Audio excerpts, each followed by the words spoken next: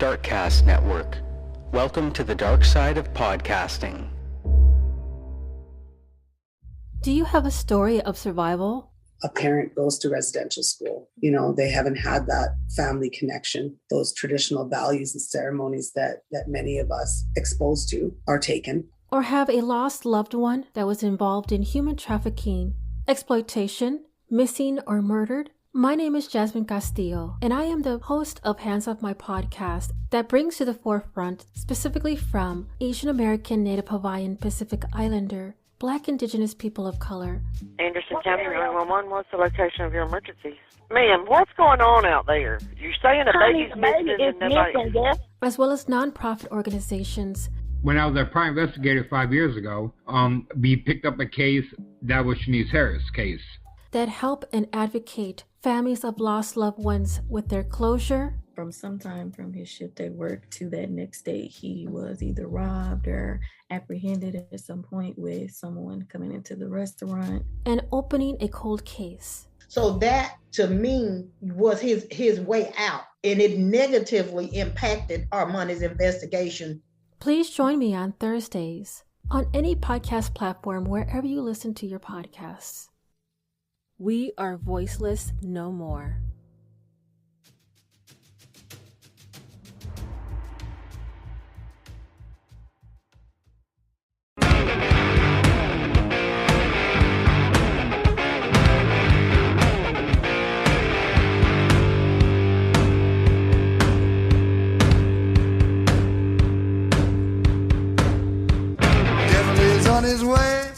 Devil is on his way. Devil is on his way, motherfucker. The devil gonna make you pay. Fall to your knees. Devil is on his way. Fall to your knees. Devil gonna make you pay. Fall to your knees.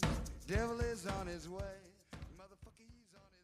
I'm your bitch. I'm your lover. I'm your horny little brother.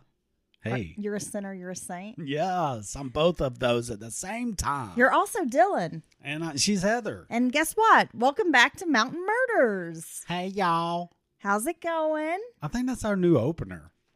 Is it you're a bitch, a lover, yeah, a horny little brother? That's right. You actually were a horny little brother because you have an older sister. Yeah. You had an older sister. I did. Yes. Well, that makes sense, Dylan. Okay, so welcome to the show. I'm Heather. And I'm Dylan. Are you flexing? It's not the gun show, Dylan. No, I'm not flexing. Look, you know what? I think he's flexing. He was going to say, welcome to the gun show.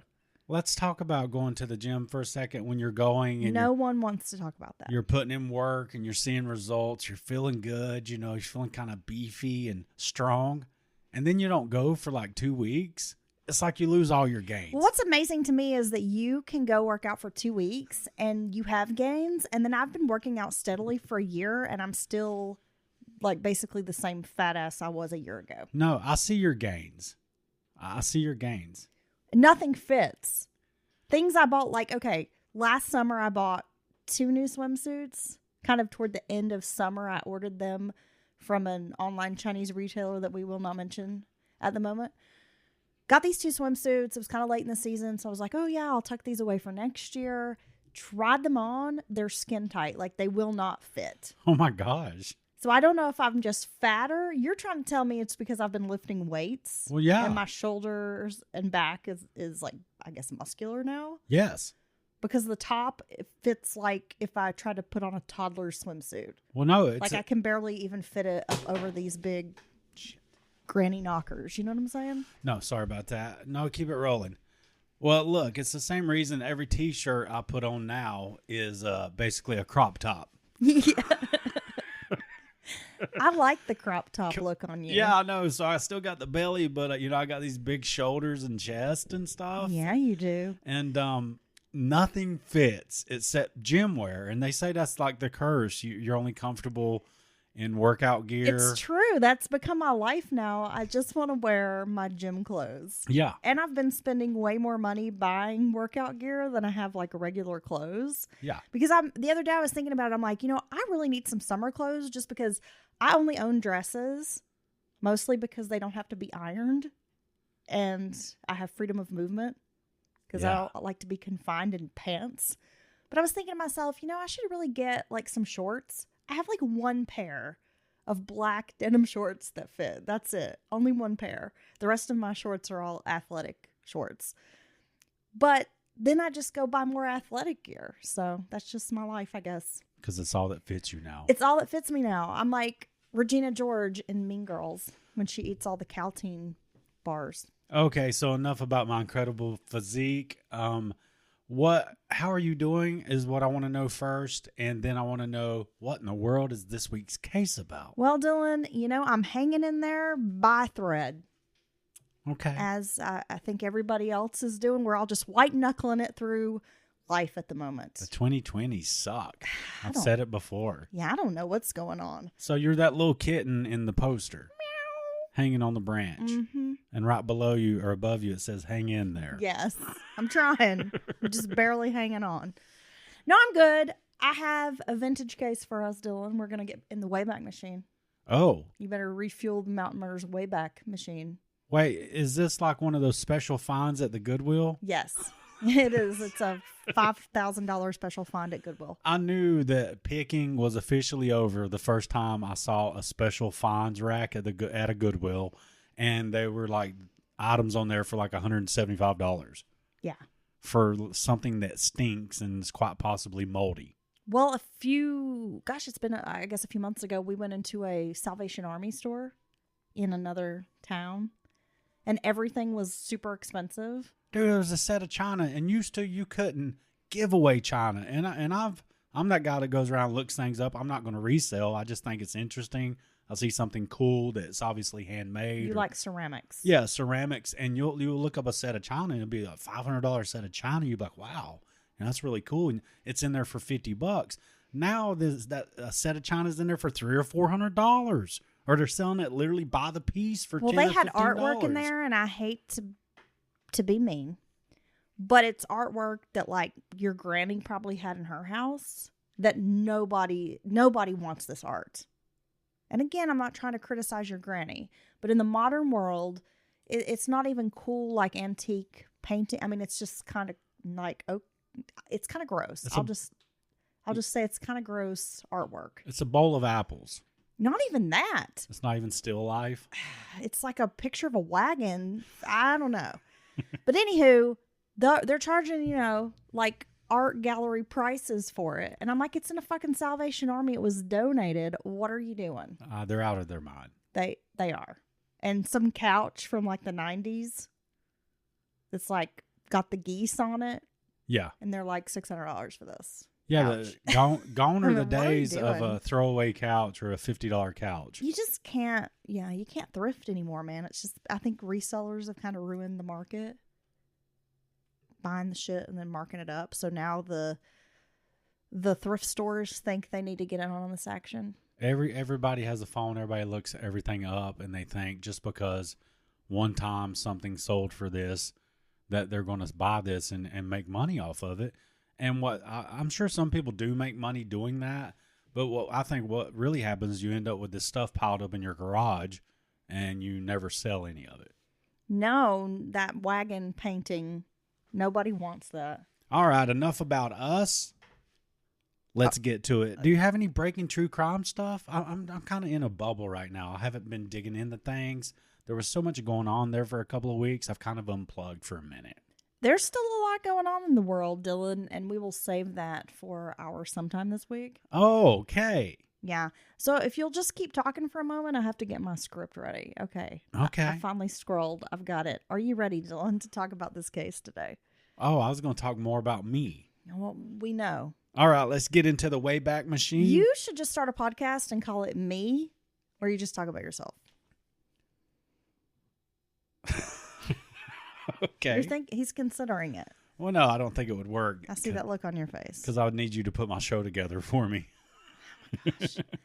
Lydia Sherman was born in Trenton, New Jersey on Christmas Eve of 1824. And actually at the time her name would have been Lydia Danbury. Wow. She was the youngest of 7 children. Her father, Samuel Danbury, was a butcher who owned a shop in the city's business district. He also rented a stall at the public market, which was kind of in the downtown area, much like what you would consider, like a farmer's market today. Mary Ruckel, originally from Pennsylvania, was Samuel's first wife. She handled billing, bookkeeping, and administrative duties for his butcher business. Due to his illiteracy, Samuel signed documents with an X.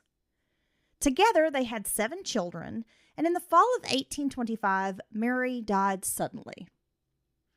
It's funny. A lot of these things have kind of come full circle nowadays. Used to they would have the illiteracy rate. There's that. But no, Okay. like a lot of these revitalized areas will have these kind of open air, these fresh markets that have, historically have been a place where people came and sold their wares. And now that's like a really kitschy kind of thing that people really are excited about. I think it's awesome. Yeah, I really do too. I think local, small batch. I really think it has I don't know. It's so much better, fresher. I love being able to buy some fresh baked bread, get some local meat, sausage, beef, chicken, eggs, and then go get your fruit and vegetables kind of all in one place. And you know where it's from.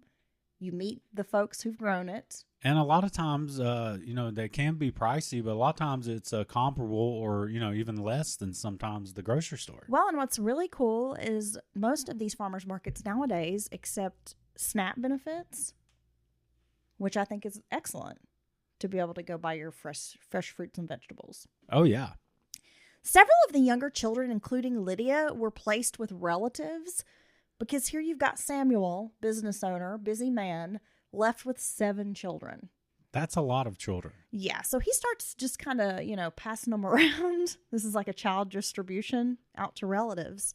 Lydia went to live with her grandmother in an area known as New Egypt, New Jersey. Samuel then married Mary Rockhill Freeman, a widow with 2 children. Between 1826 and 1839, they had 8 more children together. Wait a second. So he had 7 before. Yes. And then he had 8 more with his new bride. Plus 2 stepchildren. Good Lord. So they have a total of 17 children? He's going to run out of relatives to give them to. You better hope you got a big family. Lydia had little or nothing to do with her father once she moved in with her grandmother. Lydia would mention the death of her mother, but she never spoke about her father, who had essentially abandoned her. Lydia lived in Hornerstown, which is kind of a small community that intersected in New Egypt. She stayed there from 1825 to 1840. The village was just 2 narrow dirt roads amid a few shacks, a grist mill, a sawmill, and a fulling mill. Now, how could you not be a little bitter if you're not at first his wife suddenly passes and he's just trying to make it, figure things out, but then he gets with someone else and has like 8 more kids? I mean, that's got to make you feel some type of way. Probably, but I don't think that was uncommon at this time. I think a lot of widowers would send their children to live with relatives and then maybe marry, and instead of bringing the children back home, would just have more children. Replacement children. Extra children. I got to say his pullout game's weak. There's that. Only about 4,500 people, including slaves and freed slaves, lived in this small village. It was on the margins of the New Jersey Pine Barrens. When Lydia was strong enough to work on a farm, she moved in next door with her Aunt Elizabeth and Uncle John. She didn't attend school much as a girl, only roughly 3 months out of the year, because the rest of the time she's working, which a lot of children at this time, that was their life. They worked on the farm. Yeah, because they were a necessity. Lydia spoke highly of her Uncle John and his family, saying she was always treated like a member of their household. Lydia attended the Zion Methodist Episcopal Church with her grandmother, aunt, uncle, and cousins. She worked for Uncle John until she was 15 and a half years old. That's when her 2 older brothers, John and Ellsworth, who are now living in New Brunswick, New Jersey, had begun seeking out their long-lost sister around 1838. She visited her brothers for 3 weeks, and Ellsworth ended up bringing her back to the farm with Uncle John. He actually stayed through the winter working for Uncle John Clayton and kind of alongside his sister that he's been reunited with. And in May of 1840, Ellsworth brought Lydia permanently to live in New Brunswick. Ellsworth was married with 3 young children, and according to Lydia's sister Anne, she was reunited with her brother Joseph Danbury, who was a machinist and grocer. He amassed a fortune in the machine parts business. Joseph was 11 years older than Lydia. Ellsworth was 6 years older than Lydia. He worked for the Pony Express, and that eventually morphed into becoming an agent with the New Jersey Express Company, a railroad. Lydia's place in New Brunswick was shaky, and she was insecure about her future. She was able to enroll in school full-time and able to make up some of that lost education that she had missed out on as a child. At 17, Lydia entered into domestic service as a housekeeper for the Reverend Robert Van Amberg. He and his wife Margaret lived in Lebanon, about 25 miles west of New Brunswick. Lydia left after 3 years when this new opportunity presented itself. Now, Lydia had, quote, troublesome habits. She was described as irritatingly secretive and would often lie about inconsequential matters. Irritatingly secretive. And that she would also lie just about these little things and was known as being, quote, cunning. See, back then, how dare a woman even speak, let alone be cunning? So she spends 3 years working for the Amsbergs, and what was unusual about her time at the Van Amsbergs was that they had no children. They were a young middle-class married couple in 1840, and usually they did not hire servants. You know, the husband worked. Typically, the wife is the one who stayed home and tended to the house. Right, and she didn't have, a bunch of kids or need help with all that, so it makes sense that they typically would not have servants. Right. So in 50 years of marriage, Lydia was the only servant the family ever employed. It was strange, and some suggested that perhaps Reverend Amberg had some other motive for wanting a 17-year-old girl in the house. What do you think, Dylan? Well, I don't know. I can't speak for him, but I mean, it does. I guess if you've never needed this type of help and all of a sudden you have this young, even if, albeit pretty girl or whatever, I guess it could raise a few eyebrows. So she's there for 3 years, and when a better opportunity comes up, she jumps on it. And we're going to get to that. So Ellsworth's wife, Mary, had a sister who worked in the tailoring business, and she took Lydia under her wing. In just 3 months, Lydia was able to land a job as a tailoress with Mr. William Owens, who owned a shop in New Brunswick. When business was slow, Lydia worked as a domestic in the Owens household. Lydia described William as, quote, a very fine man and his wife as an excellent lady. But what is interesting is that she never discussed working for the Van Amsbergs and certainly did not pay them compliments or say they were lovely or fun people. Oh, and haven't been around them for 3 years. Yeah. Oh, I guess that says something, right? Right. Lydia joined, but she's speaking freely about this other couple about how amazing they are, right? Lydia joined their Methodist church and became an active member. It is at the church that she was introduced to Edward Struck, a widower with 6 children who was a devout Christian. In 1846, Lydia married Struck in a ceremony at her brother's home. She was 21 years old, and Edward was twice her age. I suppose this was not entirely uncommon to have such an age gap. Right. But still, I mean, when you're 21, do you really want to marry a man twice your age? I don't know. Who has 6 kids? Yeah, I mean, sign me up, right? Yeah. No, but, it's like with the marrying someone rather young. Or if all of society's doing it, I don't think it necessarily makes you a creep. That's just kind of an accepted thing, accepted behavior. But I could never imagine wanting to marry a girl who's like 14 or 15 years old and I'm a grown-ass man. No. No, because it seems weird to me. You would have nothing in common, and I don't know. It's gross. Edward commuted.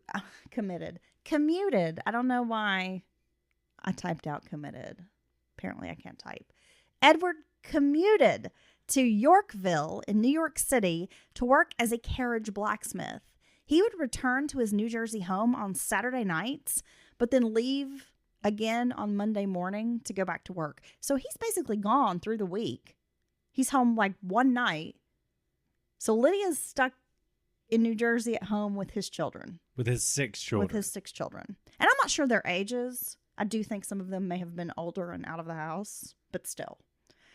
After a while, he was able to establish a blacksmith business in New Brunswick, but he wasn't able to make the kind of money offered by the big coach companies, so eventually the family moved to Yorkville.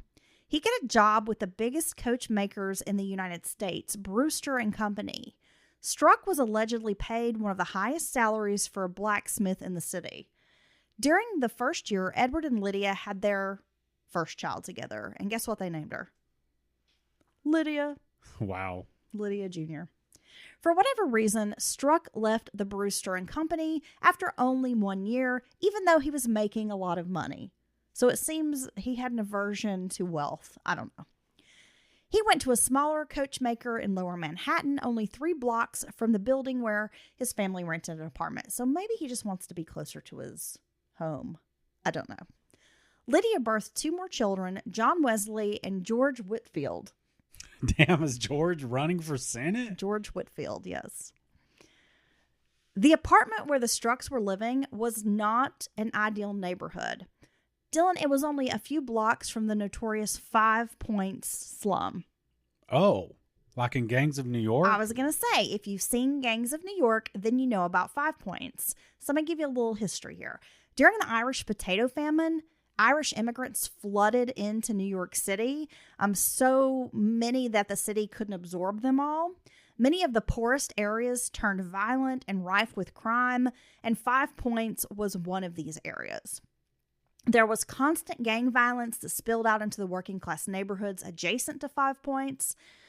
Then, of course, if you're unfamiliar with the history of Tammany Hall and the corrupt politicians like Boss Tweed, the Democrats who were in office at the time, especially Tweed, saw an opportunity to use the impoverished youth and gang members, these Irish immigrants, to their advantage. Tammany Hall found the muscle it needed to rule the city. Now, I got to say, I don't know if our listeners, some I'm sure into history, but the story of Tammany Hall and this man is just fascinating. It is very fascinating. Because it is corruption just laid bare. Everybody even knew he was corrupt as can be. And, after all that power and corruption, he died basically penniless. Yes. Penniless and scorned and kind of exiled. Yes, absolutely. Struck worked for 10 more years with the small carriage company, even when it moved out of this dangerous area. But then, when Edward was 49 years old, he decided to take a new job with the new Metropolitan Police Force of New York. He was considered old for a new recruit, but was still given badge number 510. The department was corrupt, and officers accepted bribes in the form of money, dinners, free drinks. If a customer at a pub got into a fight, instead of going to jail, they would often bribe the officer, pay the officer off. The patrolman then would kick up 80% to the captain and keep 20% for himself. Damn, so the captain was the pimp. Pretty much. That's a pretty good, I'm out here doing all the work, accepting bribes, looking the other way, but you get 80%? Yeah. The extra cash was important because officers had to pay for promotions, and it was costly. Like, for example, moving up from sergeant to captain could cost around $15,000. Oh, my God, that's so much money in today's money. Right. So that's another reason why these officers would accept bribes, would do kind of shady stuff to get money, steal from take money from the thieves or items from thieves that were arrested. turn around and sell it, because they needed to make extra money if they wanted to pay for a promotion, which would ensure then that they would get extra money. It's kind of like a pyramid scheme. Well, it's the irony is they're a victim of the corruption as well, even though they're a part of the corrupt machine. Yeah. Finally, the family was able to move to a nicer neighborhood known as Manhattanville, which was located in the 12th Ward on the outward edge of New Harlem. When Struck was relocated to Manhattanville, he was the oldest officer among 47 other police in that area. He was also struggling with a house full of children to feed, no real estate, and very little money. In 1857, tragedy struck the Struck household. 22-month-old Josephine contracted measles and died 2 weeks later. So they lose a baby. And that's got to be hard for any family. By the early 1860s, there was unrest in the nation leading up to the Civil War. New York was a hotbed of dissent at the time. New York police officers were ordered to arrest Southern sympathizers. The Irish felt threatened by the idea of freed slaves because it would mean even less work for them, and they're already struggling to find jobs and make money, and they're very much discriminated against. Well, yeah, at this time. You'd have signs like no dogs, no Irish, no blacks. I mean, they were very much a marginalized, kind of exploited community. Right. I mean, they're on the bottom rung. So they're like, well, we definitely don't want these other people coming here, like taking what little jobs we may have, working for less or whatever. And then there was the conscription, which drafted men into war. Now, it costs $300 to buy your way out of the draft. And let's be honest, most people did not have $300. No. So only like the fortunate sons could avoid being drafted. And that's always been the case throughout human history, right? Yeah, and when you get, it's so tricky, and we've discussed this before, when you get into like Civil War history, there's always a lot of like negativity around the South and the soldiers who were fighting for the Confederacy, but people fail to remember there was a draft. There were these conscription laws put into place. You were ordered to go to war, and if you did not, then that was treason. And they would literally hunt you down. They would hunt you down. We've had cases where we've talked about bushwhackers who were hiding out, and also, sheriffs who were shot because they're out hunting down these runaway folks who did not want to go fight and get into shootouts, Well, I think in the modern day, people confuse this type of draft with like something that might have happened in Vietnam, even though that was hard too. But people would be like, I'll just go to Canada, which a lot of people did, or I'm just not going to go, and kind of would, go on about their business there. But back then, it was a whole different ball game. They would come find you, or if anyone found out that you were dodging the draft or dodging the conscription, you would be jailed, shot, your family burned out of their home, your house, your farm, your crops burned, kill all the animals, salt the earth, kind of stuff. You know, I mean, it's very, very, very few of those soldiers, I think, were like, hey, I want to go fight a war against, my own countrymen. Well, I know. And we've had movies like this, Gone with the Wind, that show these people all riled up and ready to go to war. But the truth is, like, most poor farmers didn't have a dog in this fight, and they didn't want to go. But I think as modern society, like, we fail to recognize the nuances, and it's easier to just point fingers and say, well, everyone in the South was evil. Well, it's a mistake. They all supported slavery. Right. And that's not true. And it's a mistake often made as you view things from the past, the historical past, especially through a modern lens. Through a moral lens. And your modern morality. Possibly changed over the years. Absolutely. So again, it costs like $300 to buy your way out of this draft. So this creates a lot of animosity, which erupts into draft riots, which lasted for 3 days in New York, killed 120 men, including 11 freed slaves who were lynched. An estimated $5 million in property damage occurred during these draft riots. And that's another thing. I mean, this stuff was happening in New York, right? I mean, in the about as far north as you could get. And that was not, that type of violence and stuff and racism was not contained to the South. Well, yeah, exactly. And again, you've got the Union drafting soldiers, and it's people who don't want to go fight this war. Again, they're like, I don't have a dog to fight here. I just want to go about my life. And this was another instance where immigrants were exploited. Again, didn't even really understand what was going on. They're being told, if you sign your name on this piece of paper, we'll give you 3 hots and a cot, basically. Here's here's some boots and an outfit, because you're in tattered clothes and you're barefoot. Yeah. So on November 20th of 1863, a longshoreman was stabbed during an altercation at the St. Nicholas Hotel by a barkeeper named Henry Allen. Officer Struck was nearby, and a rumor swirled that he refused to go inside the hotel because someone had a pistol. But this was not the case. He had actually seen a higher up, like a sergeant, who kind of urged him to not even bother with it. Like, oh, well, the man's been stabbed. You don't need to go. He's just been stabbed. Well, he's been stabbed. You don't need to go. Yeah, we heard he doesn't have any money to pay a bribe, so don't even waste your time. But this was not the case. He did not refuse to go. He was kind of told not to, and so he just was following orders.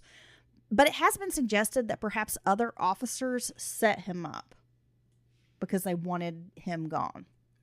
Because he's older, and they need to get rid of him.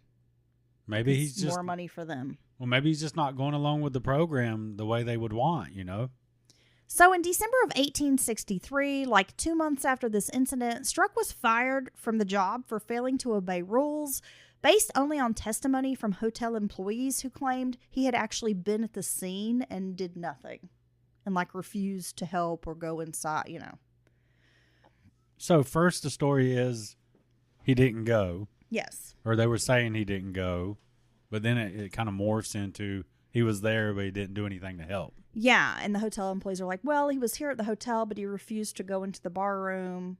He heard someone had a gun. He was afraid. He was being a coward. Yeah. And he was likely unarmed at that point. I think back then they just carried batons and such. I think so. Struck fell into a deep depression after this firing incident. For 3 months, he did nothing. His captain tried to have him reinstated, but there was, had little luck doing that.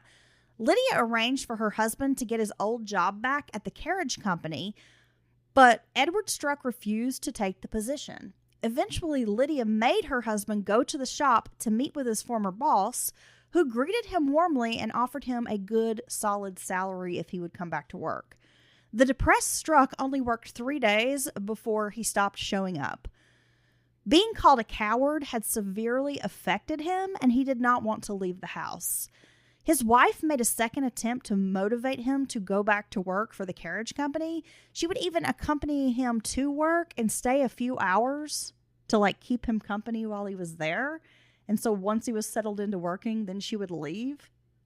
So sounds like she's trying her hardest to kind of snap him out of this. But it did not help. One night he came home and informed his wife that he would no longer work because everybody in the street looked at him as if he were a coward. Now, is this what they call toxic masculinity? Well, no, I don't think so. This is back then, your name and reputation and all that meant something. And I think words actually carried quite a bit more weight then than they do now. So you're going to let someone calling you a coward keep you from working and make your family suffer? Well, no, I'm saying this. I'm just saying, he's being Dylan. selfish, and he's not. And it sounds like maybe a little paranoid. Yeah, but I'm saying that's a lot bigger deal. I think then because people their honor and I think it's toxic masculinity. He's got his little wounded ego, and he doesn't want to have to face society. Well, I think he's being selfish, and he's maybe dealing with some mental health issues. Sounds like depression may be a factor, and it sounds like he was already not happy doing that kind of work. Well, you know what you needed to do, Edward, is get your ass up and go to fucking work, dude. Well, it's just like, look, Gen X speaking here.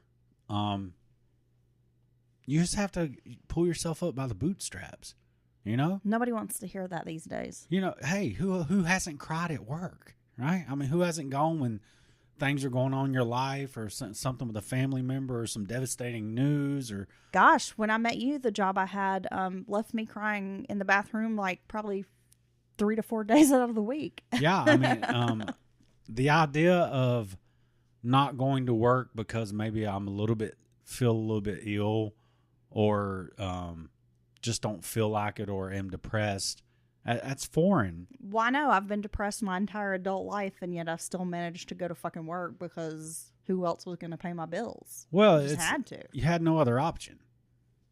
People don't want to hear that. But I think sometimes, especially nowadays, people are just like, I'm just going to... lean into it. I'm going to take a mental health day, which I can afford to take a mental health year.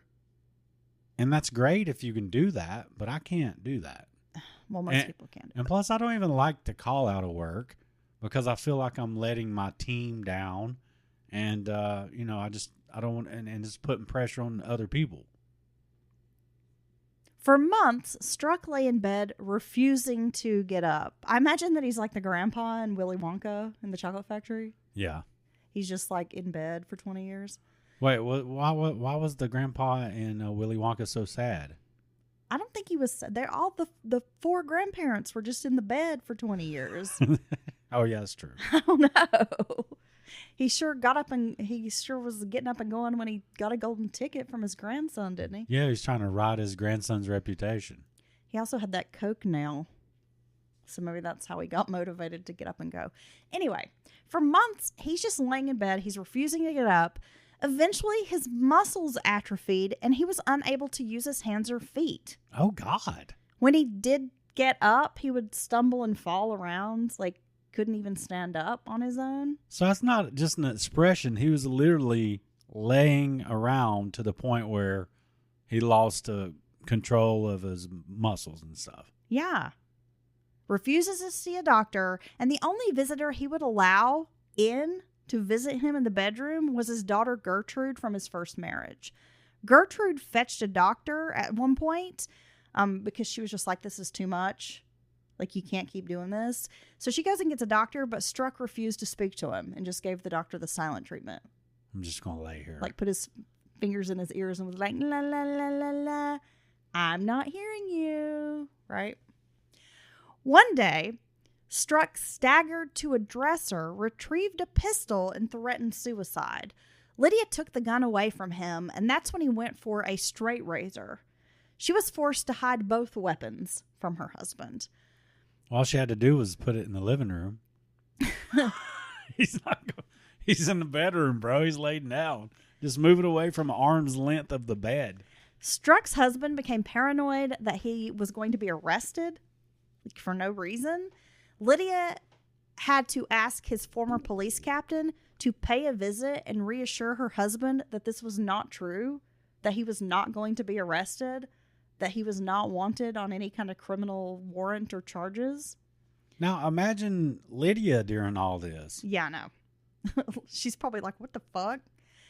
After seeing Struck's condition, the captain declared he was mad and suggested that Lydia have him committed to an asylum. Others had told Lydia the same thing, even stating that they feared Struck would kill her or the children, or basically all of them. Each day, his condition seemed to worsen. Edward Struck informed his wife that she would need to find places for the children to live with relatives or in orphanages because they could no longer afford to take care of them. She sought advice from a police officer who lived in the downstairs apartment in the building. Now, this police officer recommended that she, quote, take care of him because he would be no good to her or the children. The officer suggested she buy arsenic, even telling her where she could get it and how much she needed to use. Damn. She's like, hey, can you come up here and make my husband stand up? He just needed Ludacris to like be in the bed, like, stand up. When I move, you move. Just like that. Yeah. Hey, DJ, bring it back. That might, Luda might have saved this man. Get your ass up.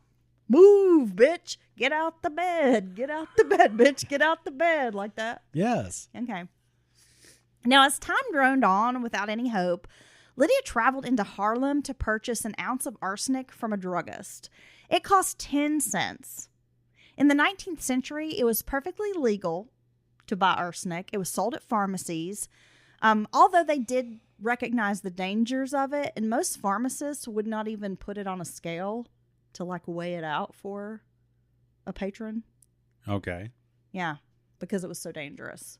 Oh, because they didn't want to handle it. Right. Now, for what purpose would it be offered? Now, I know that it's been used throughout the years to for pest control. Well, that's one of the main reasons. Oh, okay. Yeah. And I guess maybe in light doses, it was used to treat syphilis. Really? And some other ailments at the time. I know syphilis is one of them, but it was like a super micro dose of it. I don't know if it's... and I'm pretty sure it didn't help. You still had the syphilis. It's either cyanide or arsenic that kind of tastes like almonds or smell. I think that's cyanide. Okay. Yeah, I don't know. I think, yeah, I've heard that as well. Now, the interesting thing is, where Lydia lived in Manhattansville, there were pharmacists, places where she could have purchased this arsenic, but she made a point to go into Harlem and get it. Okay. So that she wouldn't be recognized, which I thought was interesting. Again, she's cunning. Cunning, Dylan, like a fox. Lydia made an oatmeal gruel, which sounds delicious. God, sounds so tasty. She dumped the poison in it. Edward Struck had several helpings, quickly turning sick. The early symptoms of arsenic poisoning mimic food poisoning. So he's got like tummy issues, throwing up, stomach cramps. It's coming out either end. Yes. So after Edward died, 2 physicians had examined him at the time. She's calling for doctors to come check him out. And the whole time Lydia's sitting by his bedside, like pretending to be like this doting wife, nursing him, holding his hand. So these doctors are like, wow, she's like a great like a nursemaid for her husband kind of thing. So these 2 separate physicians examined him, and they both declared that he had consumption, which is tuberculosis. At the time, doctors issued burial permits. So you had to have a doctor like issue you a burial permit. Sign off on the death, basically. Yeah. And autopsies were a thing, but most physicians did not want to perform them. And most families wouldn't agree to having their loved one undergo such a horrific examination. So even though they could do autopsies, it was pretty rare at the time. By all accounts, Lydia appeared anxious and troubled by the illness and death of her husband. Lydia could have chosen to admit her husband to the newly built Bloomingdale Institution, which was only a few blocks away, and it would have cost nothing due to their poverty. But instead, she chose to kill Edward. So was it a mercy killing, or was it something far more sinister? Because it's likely that she didn't want the stigma of a husband in an asylum. Right. And she knew he likely was not going to get better. So was she just trying to put him out of his misery? Well, that's kind of a tricky story because it makes you wonder if she truly thought that what she was doing was a mercy killing for him, for her husband. Well, let's be honest. I mean, let's put our morals aside that, oh, murder's bad. I mean, it is bad. This guy's like, I mean, he's a real downer. Okay. Well, and this has been going on for months. Yeah, he's a real downer. Maybe years. And I mean, it sounds like she made the right choice. God. That's all I'm saying. Hot take here on Mount Murders. Well, it was the 1800s. It was a different time. He's not contributing anything. Like, just kick him out. No, he's only taking from the pot. He's not putting anything in it. No, and it sounds like he's just refusing to get better. And he sounds like a real treat to be around. Yeah. With her, Lydia, come wash my bed sores. I got bed sores because I've been laying in my own filth. Because I can't stand the thought of people thinking I'm a coward. So I'm going to... But I'm going to lay here and be like a trifling piece of shit for my family. I'm going to lay in here and not do anything to help my wife or kids and basically And be then, a coward. and then say you have to send my kids off to orphanages because I can't take care of them. I ain't making horseshoes no more, Lydia. He was blacksmith carriages, Dylan. I know he's a blacksmith. He wasn't making horseshoes. He was making carriage components. I know what he was making. You do? Yeah. Well, aren't you smart? Stuff out of cast iron. So with her husband out of the way, household expenses were worse than ever. I mean, they still don't have any money. She moved to a cheaper apartment, but again, the family is still broke. Lydia's dire situation dominated her thoughts. Like, all she thought about was how could she make money? How could she pay the bills? What could she do? She's really stressed out, as you can imagine. After most women kill their husbands and don't have any money, they're probably stressed out, right? Well, yeah, it's a trying time. Especially if he doesn't have a life insurance policy and he's just been like laying around in the bed for 5 years talking about, I'm depressed. Lydia decided it was time to use the arsenic on her 2 youngest children because she feels like she has no other option. Oh my gosh. So 6-year-old Martha Ann and 4-year-old Edward were poisoned. The children were diagnosed with gastric fever. And another thing, so the war is raging at this time, so a lot of the, quote, like, good doctors are off. The Civil War. The Civil War. So a lot of the good doctors are off trying to, Cutting people's limbs off. Help soldiers and whatever. So some of the doctors that were still kind of around hanging out are really old, like elderly doctors who, they're like 80 and they can't hear, but they're still treating patients, or brand new, like med school graduates who don't have any experience. And Lydia made sure that she picked certain doctors to examine her family.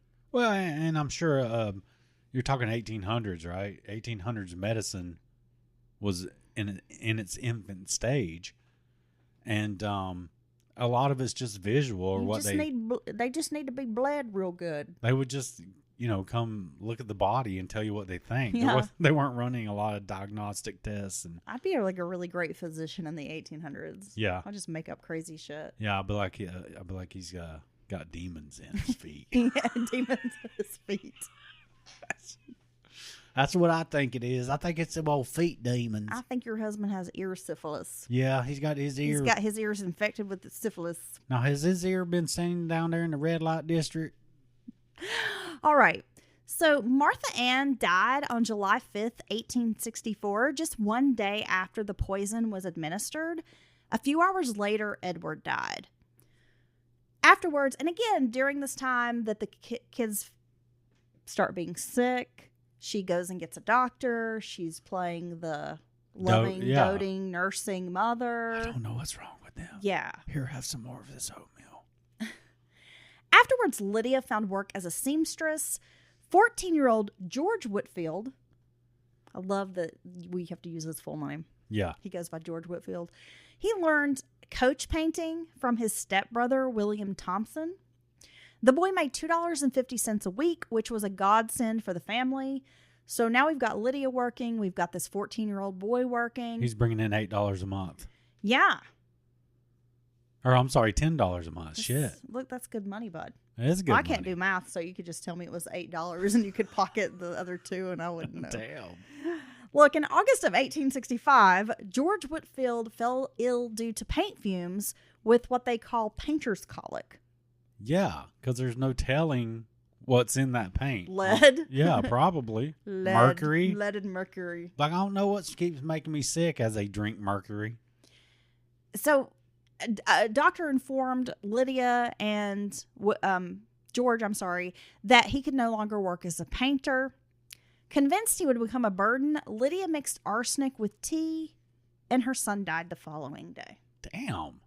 Yeah. That's her go-to now. Cold-hearted. That just takes care of all your problems. Gosh.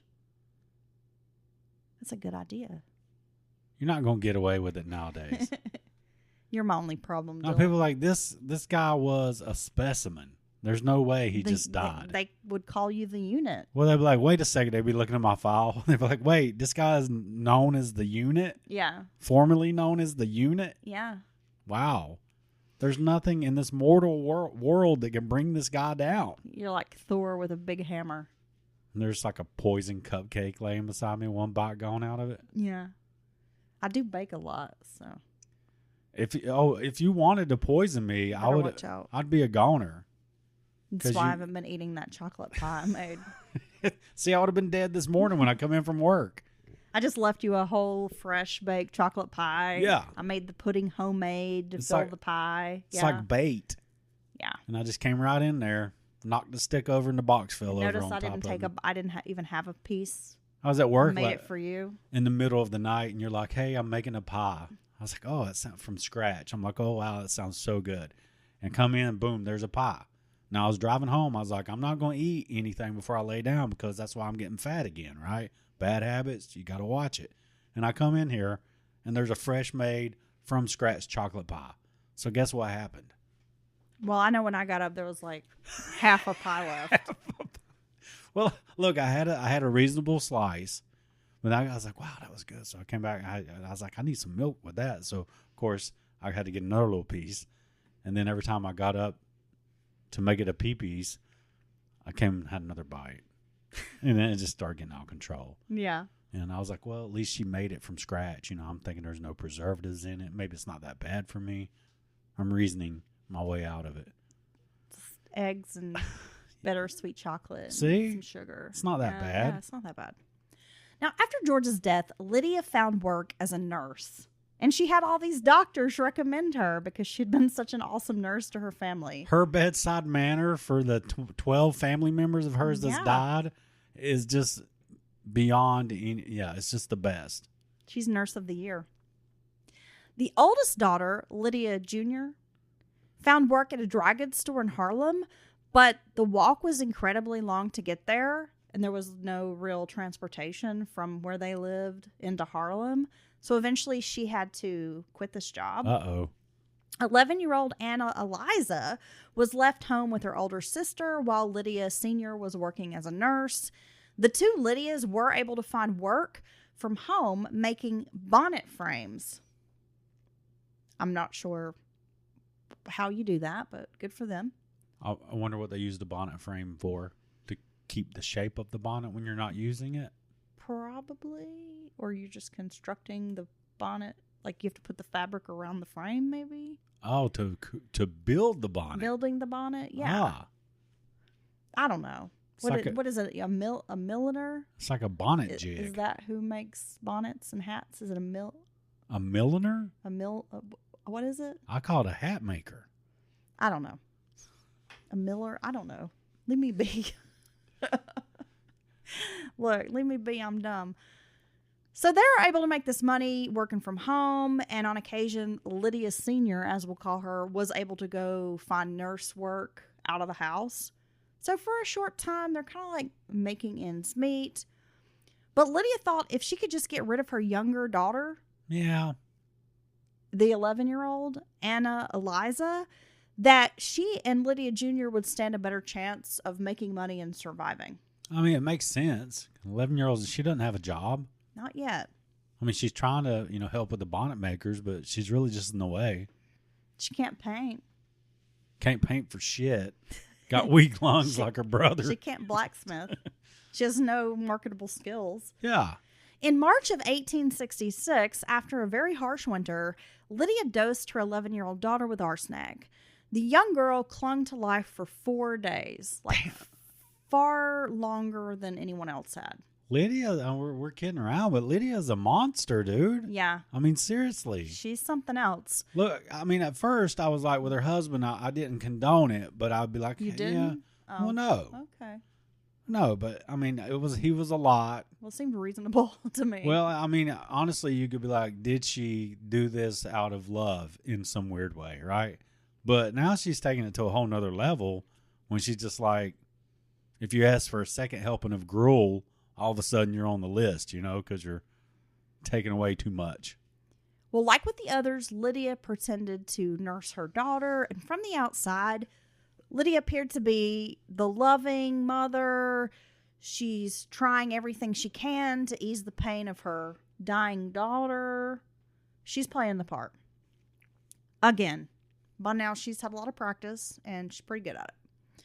On Friday, on a Friday in May of 1866, Lydia Jr. took some work downtown and spent the weekend with her stepsister Gertrude. When she returned, Lydia Jr. was sick with a fever.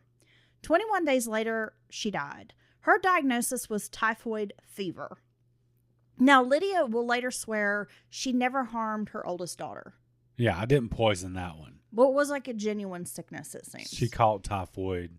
Yeah. And died. Which was going around at this time in the Gilded Age. We had Typhoid Mary. Isn't that her name? I think so. Yeah. So we won't get into all that, but that's an interesting bit of history you can look up. It's before people realized that trash and like excrement and you should probably wash your hands before you prepare food. Yeah, I mean just the most simplest hygienic concept. Sanitation. You know, I heard this guy was talking about, you know, there's arguments about whether, you know, all the vaccines and things have really proved health throughout history, which is whatever.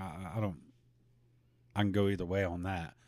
But one of the biggest advancements we made as a society, as a civilization, is just basic hygiene. Was washing your hands after you wiped your ass. Yes, not. And don't shit in the streets. Well, no, don't dump your waste right in front of your doorstep in the muddy street.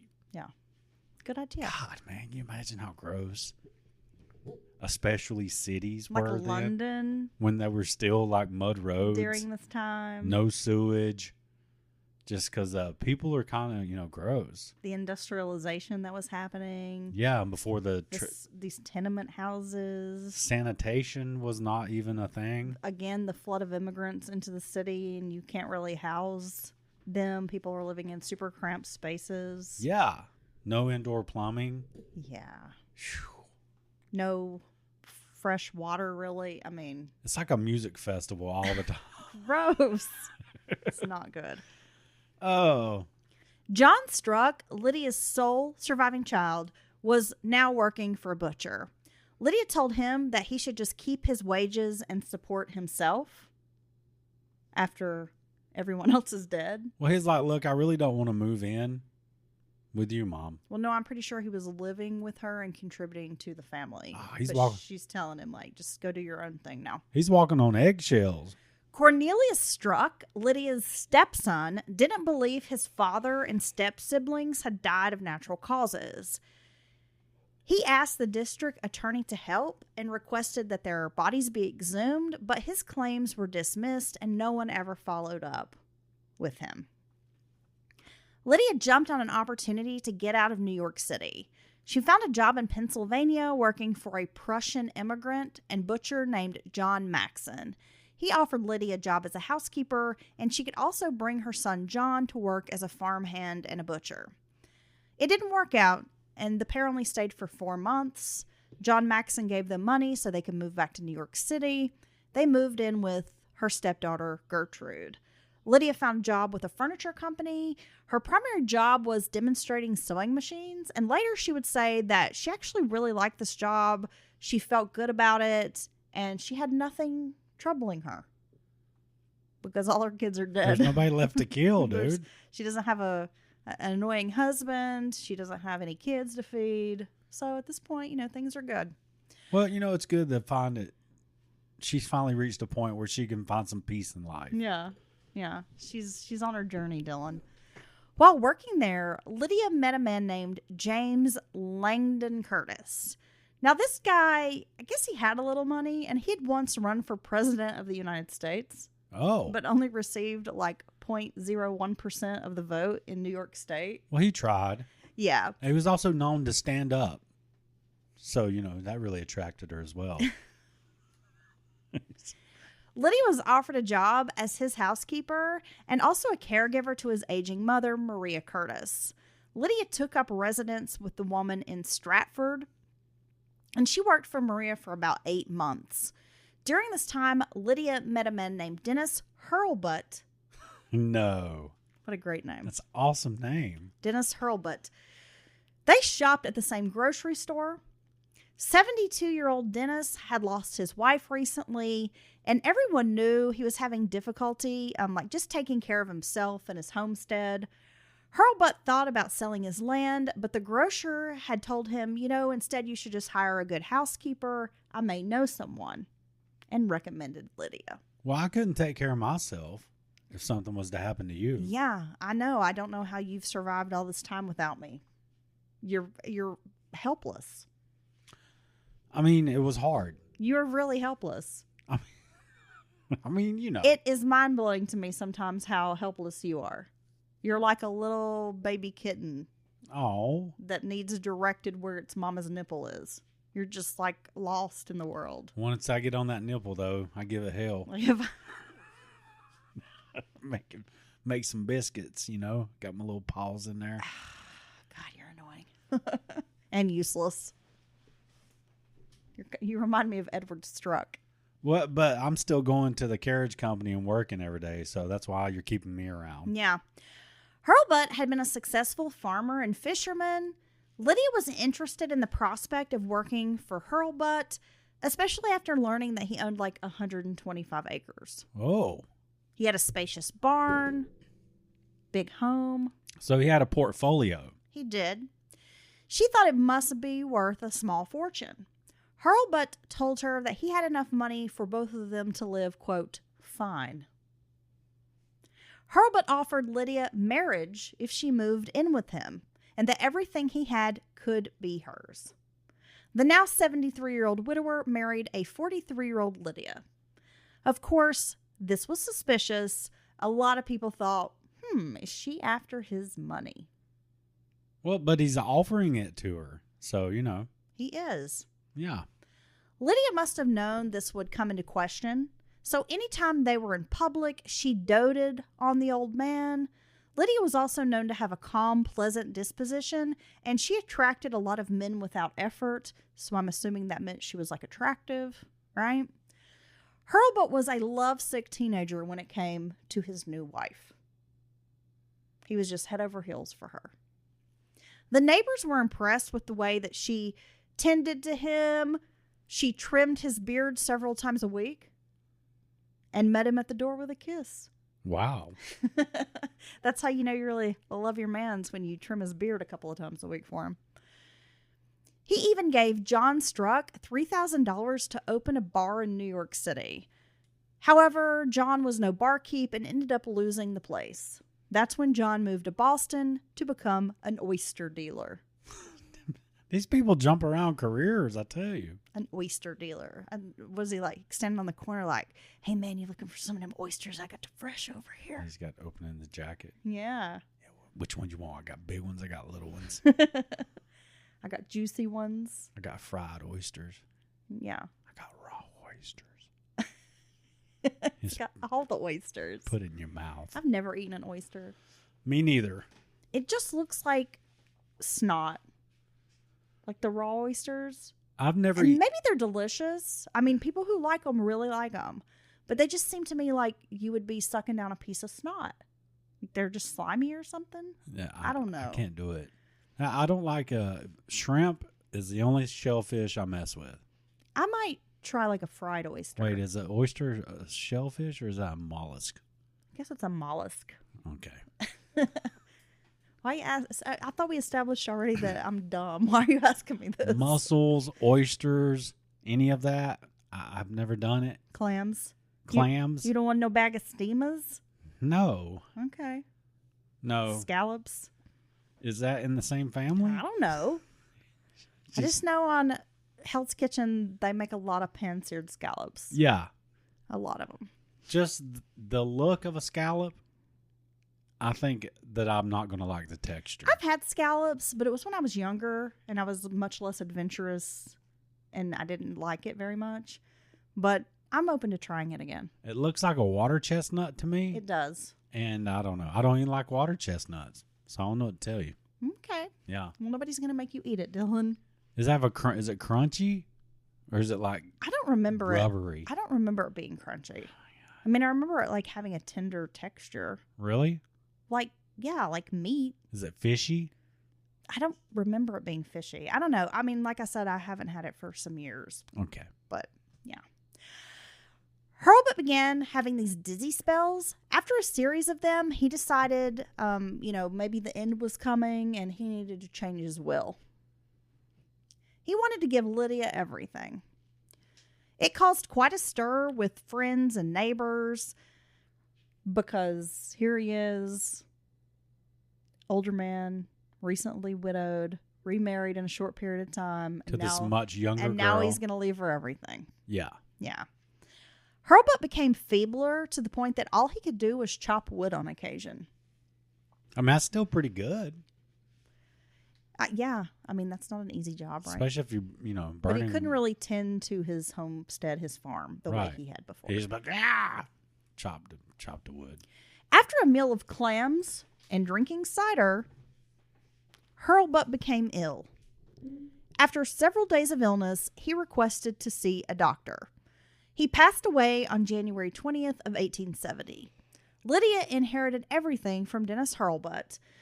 The newspaper, which I think is interesting that they would publish someone's estimated net worth, they estimated that he was worth between $10,000 to $20,000. Damn. But in reality, Lydia received more like $5,000 from his estate. Lydia continued to live in the house, but it seemed she didn't really know what to do with this windfall of money.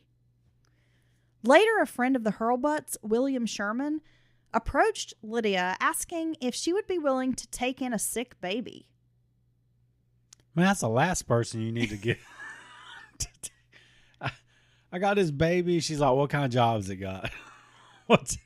Well, just the fact that you would ask some person, hey, you want to take in a stranger's baby and nurse it back to health? Can I interest you in this baby? And by the way, it's sick. Well, again, she's got this reputation. When her husband was dying, she plays the nurse. Right. So she had it. Oh, she was so good by his side, taking care of him. So maybe this guy thought she's a good nurse. I don't know. Now, this child's father, his name was Mr. Sherman. He was a widower. Before agreeing, Lydia asked if she could first meet Mr. Nelson Sherman. He was a mechanic who worked at many of the manufacturing facilities in Connecticut. He even held 2 patents. He was doing very well living in Derby, Connecticut. In December of 1869, his wife died from complications related to the birth of their child, Frankie. Sherman missed his wife, but he also, was straddled with caring for these 4 small children alone. He's a mechanic. He's really busy. Right. So he just can't really do it by himself. His mother-in-law helped some, but she was described as being neurotic and drove him nuts. And he just wanted to get her out of the house. Quickly, Sherman traveled to meet Lydia. He explained his situation, stating that he needed to get his mother-in-law out of the house and offered her a job as a housekeeper. She said she needed to think about it. Desperate, Sherman returned 2 weeks later, and he offered to marry Lydia if she would become his housekeeper. So Lydia's got this money in a house now, so why would she even need to take this opportunity to work for this guy? Well, she rejected this offer. 3 weeks later, he returns once more, proposing marriage. He was desperate. Lydia stood her ground, saying, I'm not interested. He offered to find a buyer for her farm if she would say yes. And in 2 weeks' time, he had 2 brothers who wanted to buy the farm. So he shows up with these 2 men like, hey, I found somebody to buy your farm. That you're not selling? Yeah. And Lydia's like, I don't think I want to sell it, but I will lease it to you, to these 2 guys. Sherman could see that Lydia had softened a bit. He continued visiting her.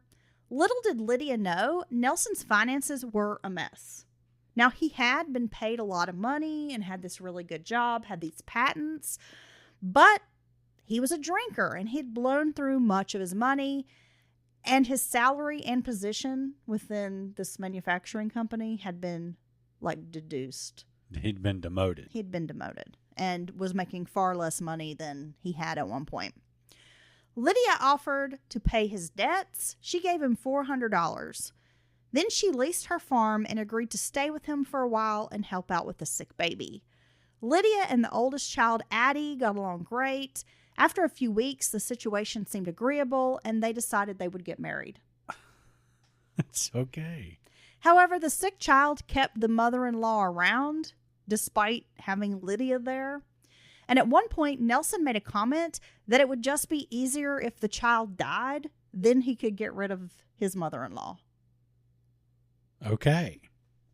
Lydia took the opportunity to utilize the arsenic her new husband kept in the home for rats. She put arsenic in the child's milk, and a few hours later, the baby was dead. The child's death did little to remove Mary Jones, the mother-in-law. Instead, she stayed on and demanded $75 payment for a piano that she had bought for the Sherman's children. So she would, basically refuse to leave until her son-in-law paid her the $75. Oh, that's her ass. That is her. She's going to get it next, ain't she? During this time, Lydia's farm sold. She sold it for $1,100. Lydia gave her husband $100 and told him to pay the mother-in-law so they could get her to leave. Nelson Sherman took the baby's death very hard and began drinking even more heavily. He stopped working, and for 6 months, Lydia kept the family afloat. Not only was she paying bills, but she also was having to pay these debts that her husband had ignored, old debts. Then around Christmas of 1870, Addie Sherman fell ill with a stomach issue. The doctor wasn't sure the girl would survive. With this news, Nelson Sherman started, drinking even more. I mean, he's already a pretty severe alcoholic, but now he's just drinking all the time. With the pressure mounting, Lydia decided to speed along the inevitable by poisoning her stepdaughter. When's somebody going to connect some dots with this woman? There's been like 10 people she's been around that died now. She died on December 31st of 1870. With Addie's passing, Sherman drank, quote, wildly, spending all of his paycheck on liquor. Lydia was again forced to use her money to buy food and pay bills. Nelson Sherman would order wood and coal and demand that Lydia pay for it from her inheritance. Nelson was frequently away from home, squandering his money. Rumors persisted that he was seen in the company of other women. Lydia would not acknowledge these rumors. She ended up joining the Temperance Society, hoping that she could cure her husband of alcoholism. Along with Nelson's brother, Lydia and the brother encouraged Nelson to get sober for a short time. And they were going to these temperance meetings, which I guess is kind of like AA in the 1800s. Right. They just tell you the devil's inside of you or something like that. Probably. During this time, Nelson began hearing horrible rumors about his new wife. People were calling her a killer. And of course, Nelson was concerned that he had let a murderess into his home. He stopped sharing a bed with Lydia. And after a few weeks of this, Nelson Sherman fell ill because Lydia poisoned her husband's brandy. Damn. Nelson was very sick. Lydia called for a doctor. She would later say there was no real intention of killing her husband, that she had only hoped to make him sick so that he would stop drinking liquor. Like if she made him sick enough. Right. He'd think maybe it's the liquor doing it. Yeah. On May 12th of 1871, Nelson Sherman died. One of the treating physicians asked Lydia if he could conduct a post-mortem examination. She agreed. Now, by this time, Mary Jones, the mother-in-law, was staying in the Sherman's home after Nelson's death. She'd come back. There's no getting rid of this woman. She grows increasingly frightened of Lydia. She's also hearing these rumors of multiple husbands, children dying. Yeah. She's seen her family members pass away. Well, it's been 3 since she came into the household. So she takes 2 of the children, the 2 youngest children, and flees to New Jersey, getting them out of the house. It took nearly 3 weeks to conduct the autopsy. Can you imagine how ripe that body was? No. With the lack of cooler. I was just disgusted by that thought. And I don't even know if they're embalming at this point, right? In the end, the doctor's tests were all positive. Nelson had been poisoned by arsenic. His liver was, quote, saturated with it. So as this doctor suspected, it was poisoning. Law enforcement stationed a surveillance team outside of Lydia's house for fear she might try to leave town. Though ghoulish, the doctor and the grand juror decided they should exhume the bodies of the 2 dead Sherman children, along with, we've got Nelson as well. After hearing rumors of this grave digging that was supposed to take place, Lydia closed up the house and bought a train ticket to New Jersey. That's when Derby law enforcement contacted New Brunswick police and requested that Lydia be watched closely because she was under investigation for murder in Connecticut. The 3 bodies of the Sherman children and Hurlbut were examined in June of 1871. The druggist in town recalled that Lydia had come by a shop in the spring of 1871 to purchase arsenic just a few weeks before Nelson's death. Lydia told him that her house was overrun with rats. The autopsy showed that the 3 had died from arsenic poisoning. It was time to bring in Lydia Sherman, who is now being called the Queen Poisoner. Wow. She was extradited from New Jersey. On July 3rd, she was taken before the Justice of the Peace to set a preliminary hearing, which was a 2-day examination of the facts to determine if Lydia was eligible for trial on murder charges. Now, she still had some inheritance money left from Dennis Hurlbut, so Lydia was able to secure a lawyer. This guy had a pretty stellar reputation. His name was Samuel Gardner. Mary Jones and Cornelius Struck, her stepson, arrived for the hearing. There was a large number of witnesses called. Almost 500 people crammed into this kind of courtroom outside just to sort of witness the spectacle that was happening. Well, this was entertainment. Yeah. So after this hearing, the judge decided to move forward with the charges, but they were only going to charge her with the murder of Nelson Sherman. I'm not sure why they chose not to pursue the other murder charges, but they were going to try her for Nelson's murder. They gave her time to put her affairs in order before being taken to jail. Lydia was finally ordered to jail on July 8th of 1871, where she would stay until her trial. At 45, Lydia came to realize her days as a free woman might be over. The formal indictment came down on September 21st of 1871, and a trial was scheduled for November. There was a number of postponements that would end up pushing the trial out to April of 1872. Unfortunately, another big poisoning case was playing out in Indiana against Elizabeth Wharton, and it was sensational, and it was in all the newspapers. She eventually escaped justice and was found not guilty. The Connecticut courts did not want a repeat of the situation. They wanted to make an example of Lydia Sherman. Damn. I mean, what's the odds of that? The trial for Lydia Sherman lasted for 8 days, including the deliberations and delivery of the verdict. There was no doubt that Nelson Sherman had arsenic in his body, but it was difficult to make a connection between Lydia and the poisoning, because there were no witnesses. Well, and even with the pharmacist saying that she came by and bought arsenic because she said she had a pest problem, well, that's not an uncommon occurrence. Well, it's not, and there was also this other ingredient, I guess you could say, that was almost like baking soda that a lot of people would keep in their pantries and would mix with like cider. Like a lot of men would mix it with like cider or beer, for whatever reason, when they were drinking it. So, it could have been like he accidentally found this and put it in his drink or something, right? Doctors described how attentive Lydia was during her husband's illness and that she was devoted to his welfare. She sat... Was that Rufus? Yeah. Okay. That is the loudest snore I've ever heard. Dude. Oh my gosh, was that a snore or a boot? This scared me. He sounds like a little grunting pig. She sat by his bedside. She's nursing him throughout this ordeal.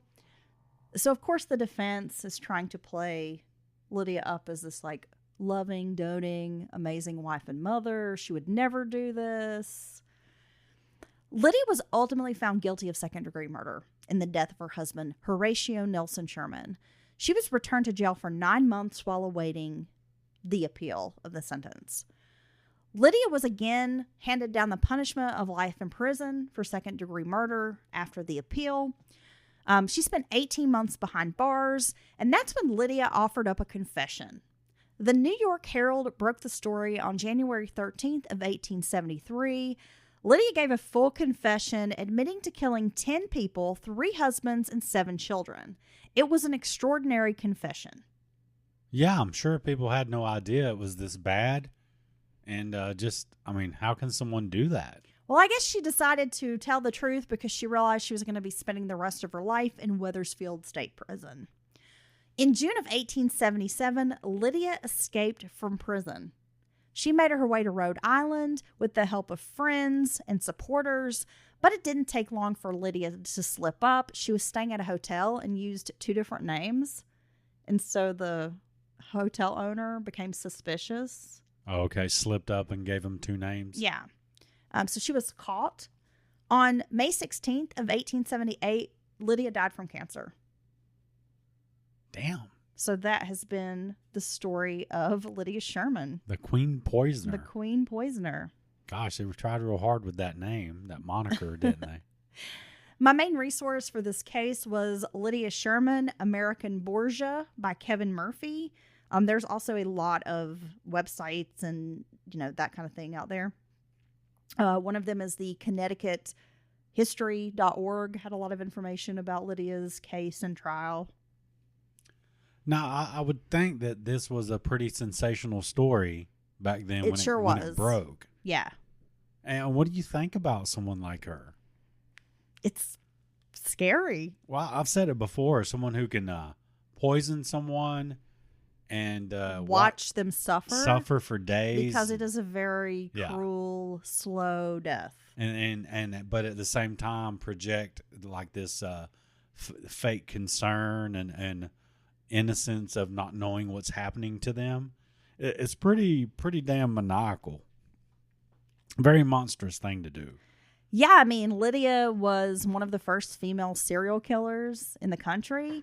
And it's interesting because, it seems like she had reasoning for why she was doing this stuff.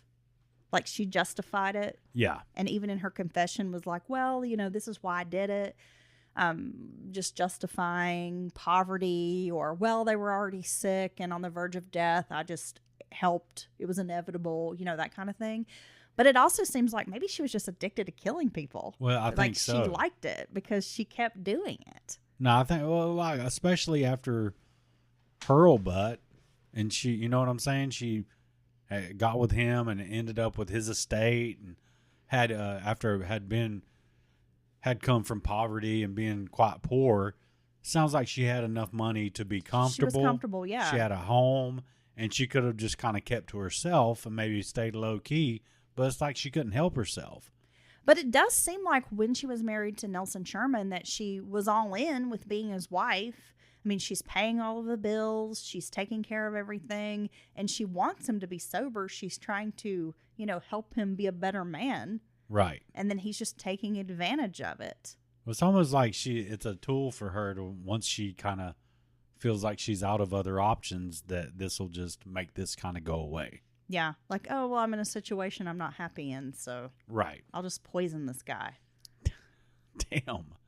And some of his kids. Yeah, they don't have jobs. They're not contributing $2.50 a week to this household. No. It's a really strange story. And the percentage of women who murder by poisoning. Yeah. And the number of female serial killers that we know of that used poisoning as a method. It's just really strange because poisoning, it definitely is a woman's murder weapon. It's almost exclusively women. I can't even remember of another instance or story where I've heard of a man, poisoning. They tend to use acts of violence, things like that to kill someone. But I think it makes sense from a woman's perspective because you can take out someone. Well, what is available to you? What resources are available to you? And at this time, you have to think about it. Women were working in the home. They had little power. They didn't really have access to weapons. So what does she have access to?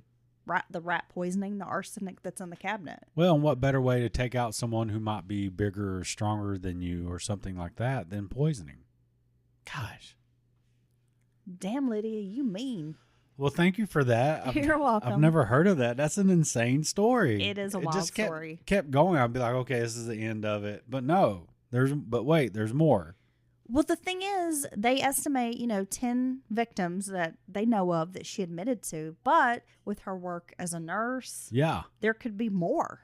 That's what I was wondering, if there were possibly more. There could be way more. Because that people just don't know about. She did seem to kind of like doing that. Yeah. It wasn't just out of desperation. Yeah. It's like she got some kind of sick pleasure out of it. Oh, my gosh. And the sick pleasure of, it's almost like Munchausen, like poisoning them, but then also the attention because she's caring for them and they need her. Yeah. They're relying on her. And everyone else is talking about, oh, you're such a good person. Yeah. Yeah. That could have been a big part of it. Could have been. All right. Well, thank you for that, Heather. You're welcome. And thank you to our listeners. And we hope you have a good rest of your week. We will be back with sometime this week. We promise. Sometime this week. Yeah. All right. Until then, we'll catch up on all the true crime gossip. Bye, Dylan. Bye.